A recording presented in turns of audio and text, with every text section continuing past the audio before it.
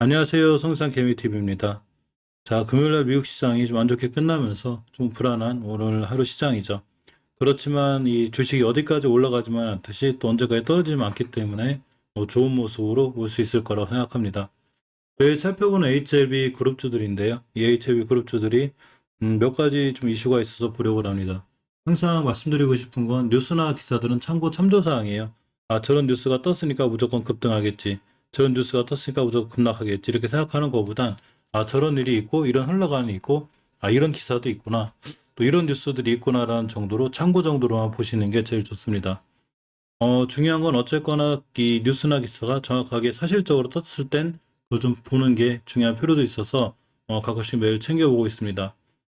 핀포인트의 출처고요. 김성희 기자님의 글인데 이 베트남 언론 콩루안에서 웅웬 안치 전 중앙 혈액술 연구소 소장의 말을 인용해서 현재 베트남에서 백신을 생산하는 문제가 행정적인 허가가 늦어지기 때문이 아니라 과학적인 문제가 있기 때문이라는 말을 했습니다. 행정 절차 승인에 대해서는 총리가 언제든지 서명할 수 있다고도 얘기했죠. 웅웬 안치 박사는 베트남 보건당국의 백신 평가위원회에서 가장 빠른 허가를 내기 위해 주야간 회의를 열 준비가 돼 있고 이 얘기는 제가 전 영상에도 알려드렸죠. 지금 회의를 준비하고 있는 걸로 알려져 있습니다. 또 언제든지 백신을 검토하고 평가할 준비도 마쳤다고 합니다. 다만 현 시점에서 가장 큰 문제는 백신에 대한 생산 기술을 확보하는 것이라고 하고 이 베트남이 처음부터 백신을 생산하는 방식에 대해서 이 웅이안치 박사는 처음부터 잘못된 길을 가지 않느냐라는 얘기를 했다고 합니다.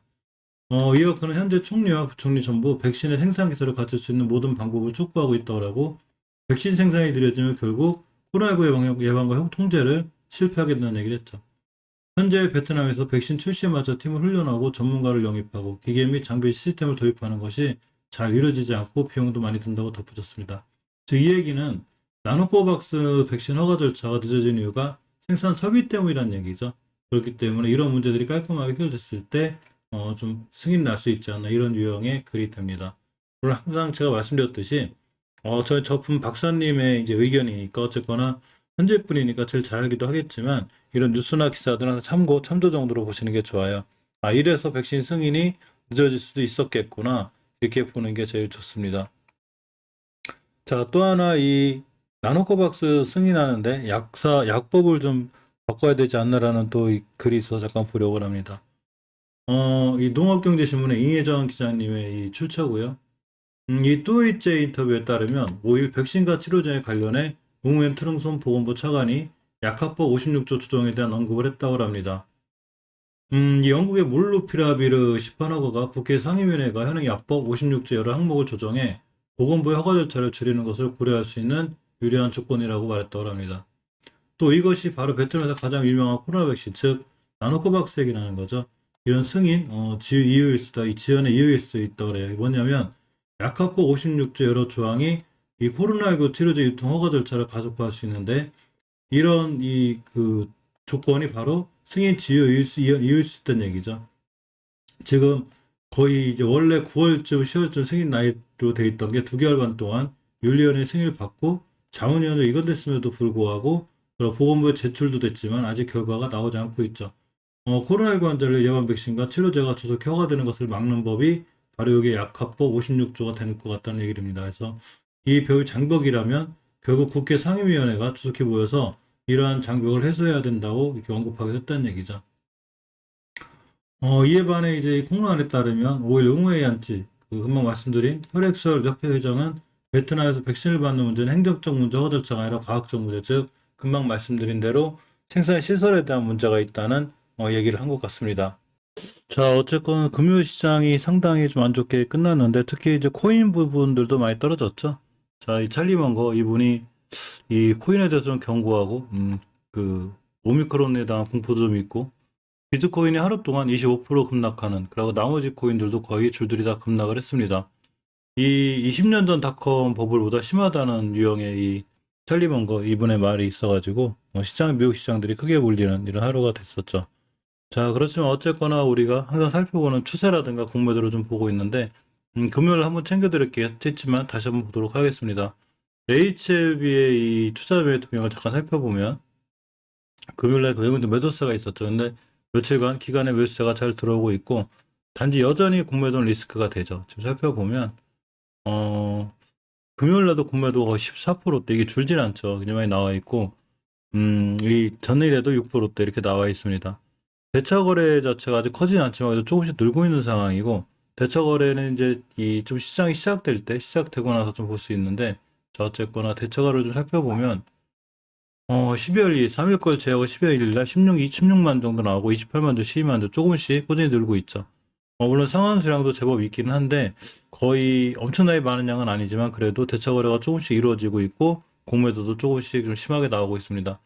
사실 이 HLB나 셀트리온 그룹주들이 공매도들이 굉장히 괴롭히는 경우가 많아서 이 부분이 좀 안타깝긴 한데 어쨌거나 나눠진 나노코박스라든가 좋은 이슈로 인해서 공매도 세력들이 조금 물러났으면 하는 이런 바람입니다. HLB 생명과학도 이 8거래일째, 9거래일째 외국인들이 잘 모으다가 이틀 정도 매도세가 있었는데 언제부턴가 이렇게 기간이 잘 들어와주고 있죠. 그렇기 때문에 수급이 전체로 상당히 개선이 된 모습이고 HLB 생명과학은 대차 거래 자체가 거의 없죠. 95주, 3,000주, 10주 이렇기 때문에 사실 HLB 생명과학이 앞으로 공매도는 조금 덜하지 않을까 싶은데 그래도 역시나 없을 땐도 이렇게 없다가 가끔 6%, 5%대 이렇게 공매도가 나오고 있습니다. 이 부분이 조금 리스크가 될 거는 같아요.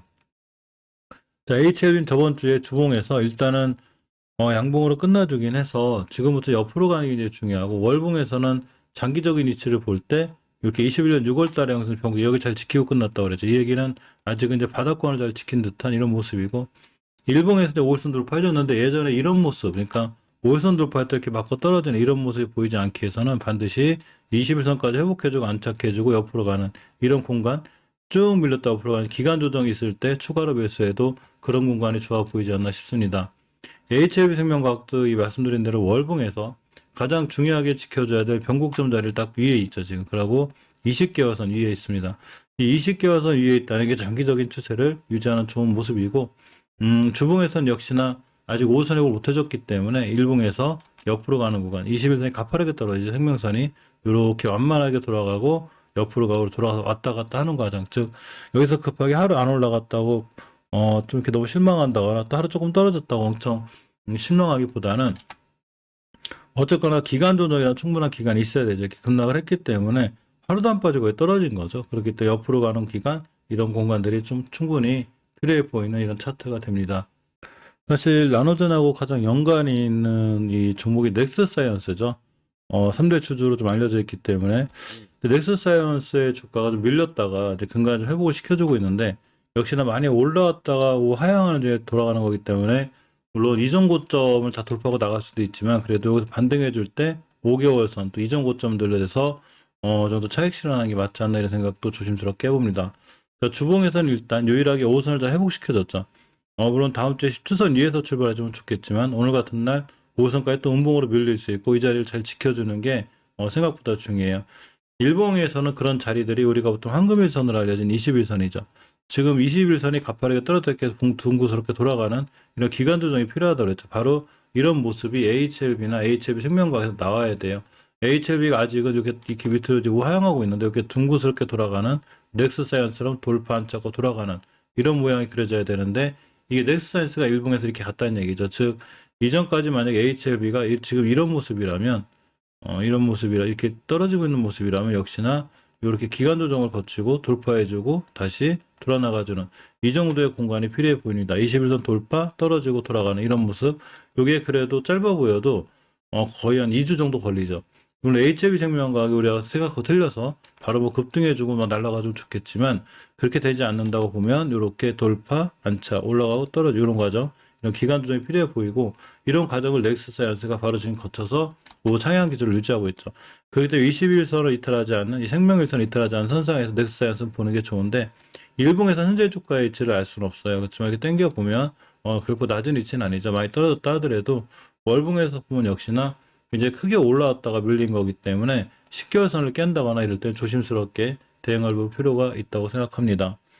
오늘 아마 시장이 어떻게 될지 잘 모르겠지만 미래에서 온 사람이 아니면 어떻게 될 수는 없죠. 자 어쨌거나 오늘도 성공 투자하시고 즐거운 하루 보내시기 바랍니다. 감사합니다.